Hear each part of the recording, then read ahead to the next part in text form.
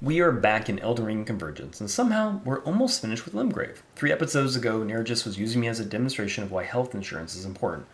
Now the Cannibal is upgraded, we've murdered several bosses, the build has received provisional approval for becoming legally overpowered, and now we're finally heading south. Almost. Because there's one final piece of Limgrave business that needs handling before we go south. Bloodhound Knight Darriwil, or Darwell. Darriwil? Dogsword Man. I know who he is. Names are optional. Violence is universal. Now, normally I could fight Darriwil myself, but Blade is connected to the counter, so we're bringing him. And now this does not violate the no summon rule, it's just narrative compliance, which is an enormous difference, mostly because one makes me sound better. And there he is, Bloodhound Knight Darriwil, terrifying warrior, fast attacks with some bleed. One of the most dangerous early game enemies in normal Elden Ring, and unfortunately for him, there are two of us.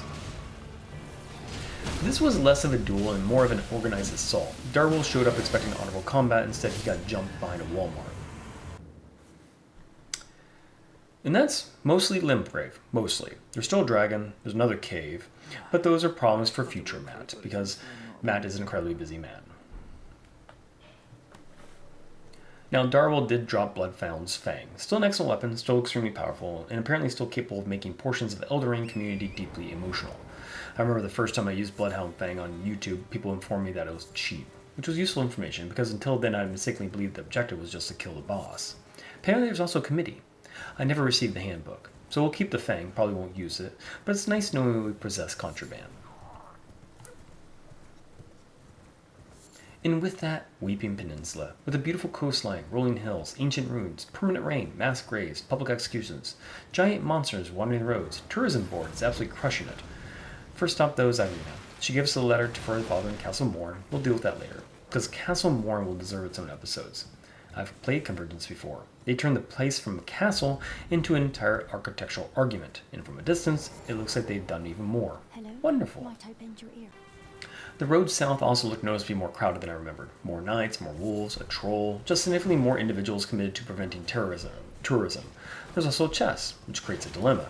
The area looks dangerous. The chest might contain garbage, but also might contain something incredible. This is the fundamental psychological trap of every RPG.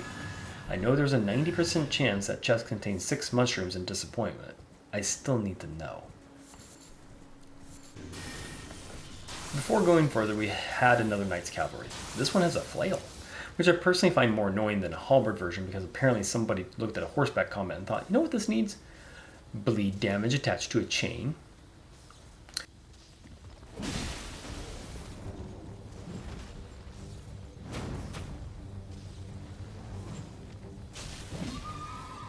The good news is, this time I remembered to two-hand the cannonball before starting. Look at us, learning, developing, basic equipment operation. Episode 4 is going extremely well so far. He was already coming off the horse considerably faster than Knight's Cavalry.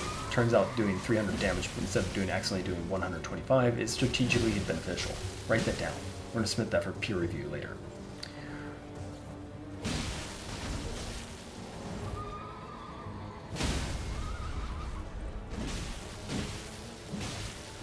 And down he goes. Another clean-ish victory.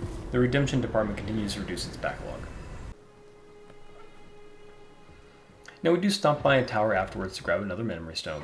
This is going to matter because this build is slowly developing a very small spell collection. Stone of Gronk has already proven useful, we've got buffs, lightning, beast spells, and we're still slowly investing toward one intelligence spell I really want. Nearby was also the starting point for gravity magic, so naturally we'll grab that too. Will I use it? Probably not. Do I collect it? Yeah. It's a completely different problem there. Eventually we do reach the Demi-Human Queen, and immediately everyone becomes hostile, which seemed unnecessarily aggressive. Then I remember episode 3. We did completely devastate their islands, so there may be historical context for their anger.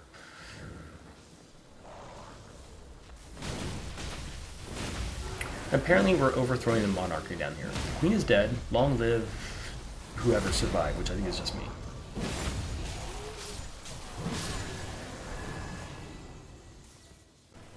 Nearby we find the starting point for necromancy. And necromancy has some generally interesting tools. Skeletons, dots, all kinds of wonderfully unethical employment opportunities.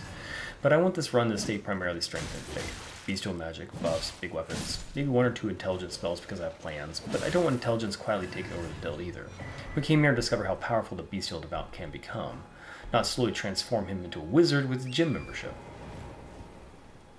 Then we reached the 4th church. Sacred Tier. Good, useful, responsible progression. And then Dragon Epitaph. Wait. Not ready? That seems early. Very early. Convergence has apparently decided progression is more of a suggestion. The sword actually fits our stats too, with lightning damage and strength and faith. Very tempting, but I got a problem. I like the cannon bow, and that points us where we develop a relationship.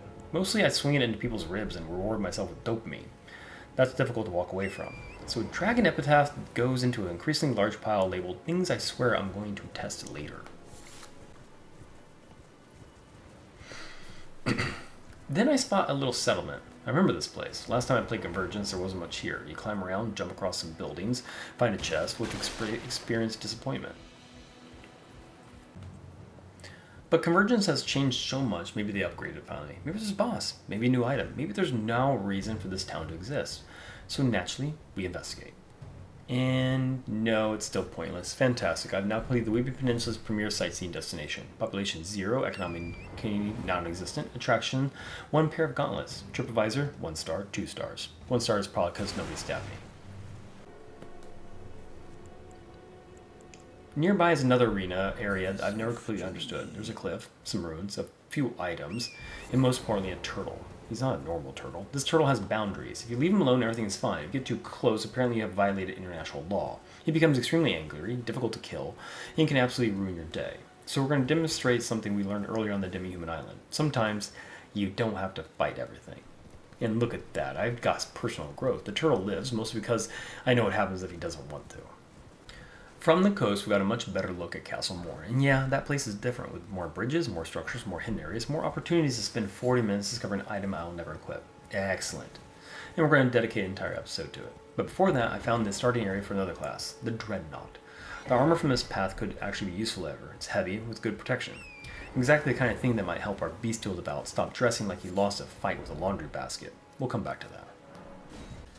Before ending the episode, I want a few quick bosses. Quick, easy, simple, which is possibly the most dangerous sequence of words you can say while playing a modded From Software game, because you have no idea what somebody changed. More health, new attacks, second phase, nuclear launch codes. Let's go find out. At first, everything looks manageable. Then came some additional spinning attacks, which basically means pain and torture. Someone had to install it somewhere.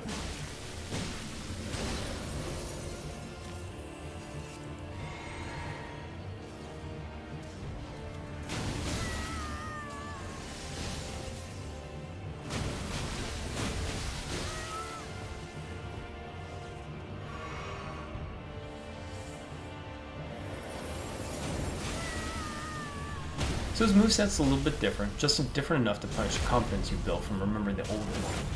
But we still got him. We get his Shimmering Frost Rune, Combat Remnant, and another boss adds to the increasingly respectable pile of things we've killed. Next stop, Tombsword Cave. Immediately, poison. I don't want to deal with poison.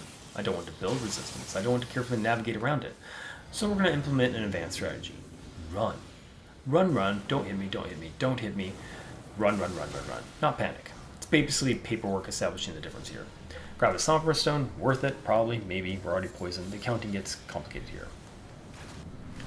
And at the end of all that is the Miranda Blue. And compared with everything else we fought today, Miranda did not present a particularly complicated philosophical problem. Hit plant, avoid poison, continue hitting plant.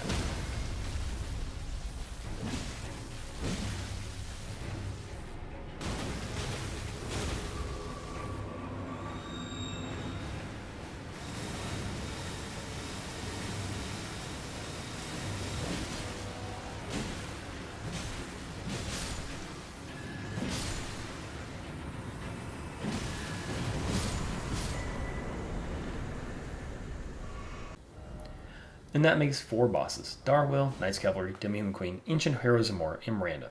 Actually, that's 5, we're counting everything. But apparently wandering through Weeping Peninsula accomplishes side objectives has accidentally become a boss rush.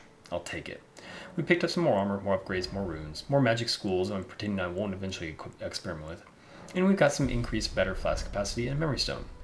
We're getting very close to the point where I need to visit Round Table Hole and buy one critically important piece of equipment. A lantern. From here, we've got plenty of episodes of Weeping Peninsula, Erd Tree, caves, tunnels, bosses, then Castle Morn. And judging by what I can already see from across the map, Castle Morn has apparently been fed after midnight, so that should go well.